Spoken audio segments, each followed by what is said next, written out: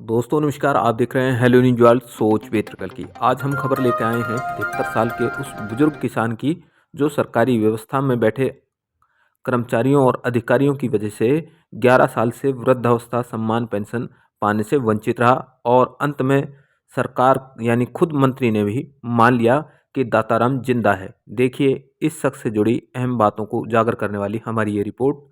आप हमारी खबरों को लाइक और शेयर करना नहीं भूलें और यूट्यूब पर नई खबरें देखने के लिए आज ही हेलो न्यूज वर्ल्ड को सब्सक्राइब कर लें। देखते रहिए हेलो न्यूज वर्ल्ड सोच बेत्रकल की। हो गया ठीक है। एक और साजिश के दर से दिखा रखी थी वो। अभी एक जिंदा हो गए हो। हाँ अब जिंदा हो गए हो आज। और आज भी मैंने ठीक है। दाताराम है जी। कहाँ का रहने वाला हो? खेड़ा मुरार का। के मामलो तो आपके साथ में? मेरा नाम हो रहा सियाजी सर, तो पिताजी का नाम यार वो मर गया, मैं दिखाई दिया। आप मरा हुआ दिखा दिया? हाँ जी। तो अब जो है यात्रा आई थी वो उसमें किए हुए हो? वो मैं डॉक्टर ने कही कि मैं समझिएगा। अच्छा, कौन विधायक जो मंत्री विधायक और मंत्री जी ने। हाँ। तो मैं कुछ यही कहा, तो मेरी बारी पेंशन बढ़नी चाहिए, मैं तो धक्का खा रही हूँ। कितना साल से आप जो है मैं तो 12-13 साल से ही धक्का खा रही हूँ, कोई सुनाई नहीं। रिबड़ी की जाओ यार डीसी से मिला आ जावा 3 महीनों को नाम ले, फिर वही 3-4 साल लगातार मतलब परेशान हो हाँ रहे जी थे? बहुत तो परेशान। वोटर कार्ड वगैरह बनवाए थे आपने? वोटर कार्ड मैंने नहीं बनवाया जी, बन के आया। मेरे कन तो हो पुरानो, मैं कि मरे हो, मेरे कन तो हो वोटर कार्ड। उम्र की बता रहे हैं कि उम्र जो है डॉक्टर ने कम लिख दी थी। हाँ डॉक्टर ने भी नहीं बताई उम्र, 60 का नहीं हुआ। से बात बनी है? बात की फिर अब तो मंत्री साहब आया जब बनी। खुद देखा है जब उन्होंने? हाँ खुद देखियो। तो क्या वो जो अधिकारी जिनके पास आप जाते थे वो नहीं देखते थे? खूब देखा जी, उन कहीं बल्ला बल्ला है, उन कहीं अब बन जाएगी थारी 3 महीने में, उन बात 3-6 साल हो। अच्छा। फिर गया, फिर 3 महीने को नाम ले दियो, फिर बिगड़ जाए कहीं कहीं। तो अब आप सरकार से क्या चाहते हो कि हमारी ऐसे व्यक्ति पेंशन मिलनी चाहिए पीछा तक की, जो हम धक्का खा रिया, भाड़ो लगा रिया घर से। जो वोट है आप चुनाव भी हुए हैं, लोकसभा और विधानसभा के चुनाव है, इनमें वोट डाल पाते थे आप? वोट जी डली ही एक बार, डलवाए करो एक बाबू, एक बार मना कर दी, फिर सरपंच ने डलवाई। अच्छा, दूसरी चीज सुबेदार साहब जो मेरी गैल रहता है जो भाई सरपंच है, ये हमेशा मेरे साथ रहे। जो बैंक वगैरह के जो काम थे वो होते थे आपके? हो जाते? वो तो जी भूया बैंक का। अच्छा, जहाँ मेरे खातो मैंने तो ट्रैक्टर ले रहा है, ट्रैक्टर किस्त भी भरी, फ्री कर फिर दी। उसके बाद में कोई लाभ नहीं मिला? हाँ हाँ कोई लाभ नहीं। मेरा नाम जयवीर है, सन ऑफ शेर दाताराम। तो मामला है दाता राम से संबंधित, क्या कहेंगे? वो मेरे पापा जी पहले आर्मी में थे, तो आर्मी से रिटायरमेंट होने के बाद उनकी 2013 19 मार्च को डेथ हो गई उनकी। तो मामला ये था कि गांव में उन्हीं के नाम राशि एक शख्स हैं, उनकी पेंशन बंद कर दी गई थी सरकार की ओर से? सरकार की ओर से। तो अब जब उनको सरकार की ओर से हक नहीं मिल रहे हैं तो क्या कहेंगे, क्या उनको उनके हक मिलने चाहिए? हाँ बिल्कुल मिलने चाहिए, जायज है? बिल्कुल। तो 13 साल से जो व्यवस्था से जुड़े जो अधिकारी थे जिनकी वजह से ये लाभ नहीं मिल पाया, तो क्या उनकी पड़ताल करनी चाहिए सरकार को? हाँ बिल्कुल करनी चाहिए। उनका जो 10 है हक है, 10 साल से उनकी पेंशन नहीं मिल रही, किस रीजन से नहीं मिल रही?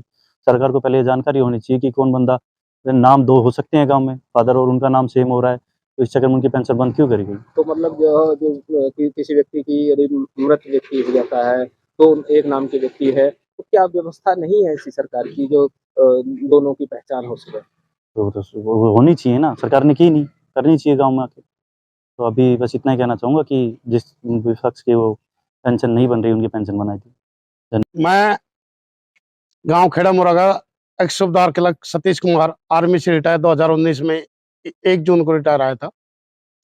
उसके बाद हमारे गांव के दाताराम सन ऑफ बिहारी नाम के 2 इंसान थे, जो कि दाताराम सन ऑफ बिहारी एक एक्स आर्मी पर्सनल था, आर्मी से रिटायर होके पेंशन ले रहा था, और दूसरा दाताराम सन ऑफ बिहारी खेती बाड़ी करता था। दाताराम सन ऑफ बिहारी जो एक्स आर्मी पर्सनल था, उसकी मृत्यु हो गई।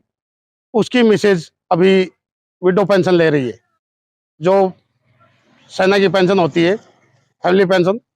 और दाताराम सन ऑफ बिहारी जो खेती बाड़ी करता था, इसको मृत घोषित कर दिया गया, इसकी पेंशन नहीं बनी। हम कम से कम 15 से 20 बार बावड़ सीएचसी सेंटर, रिवाड़ी कल्याण अधिकारी के पास, उपायुक्त महोदय के पास और एसएमओ साहब तक हम वहां रिपोर्ट किया, कहीं पर भी हमारी कोई सुनवाई नहीं हुई। कारण कि इनको बिलो 60 ईयर एज घोषित कर दिया गया डॉक्टर का, वो डॉक्यूमेंट हमारे पास अवेलेबल है। इतनी परेशानी के बाद भी मतलब ये सुना जाए कि कम से कम 20 बार हम गए होंगे। यहाँ से 20 किलोमीटर का डिस्टेंस है मेरे गांव से रिवाड़ी का, वहां पर इनकी कोई कार्रवाई नहीं हुई, न कि अधिकारी ने कोई सुना गया। सीएम विंडो तक हमने एप्लीकेशन डाली हुई है, न्यूज़पेपर में हमने वो किया हुआ है, न्यूज़पेपर ने कल्याण अधिकारी ये बोले मेरे संज्ञान में ये नहीं हुआ है, जबकि उन्हीं के थ्रू कागजात वहीं जमा किए गए थे और उन्हीं के थ्रू बोला ठीक है बाबा 3 महीने में आपकी पेंशन आ जाएगी।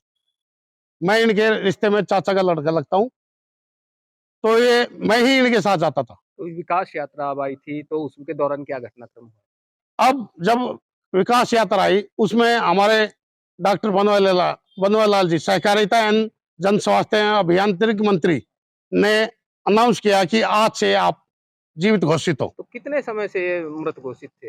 ये अप्रोक्स 11 साल से मृत घोषित कर रखे। 2013 में जो एक्स आर्मी पर्सनल थे दाताराम सनोप बिहारी, वो एक्सपायर हुए थे 2013 में, जबकि इनकी उम्र जो ओल्ड इलेक्शन कार्ड का होता है वो सन 94 में 1/1/94 की डेट में इनकी 43 साल उम्र है, उसके बेस से आज इनकी उम्र 73-74 साल हो जाती है। तो 13 साल से ये पेंशन से वंचित है।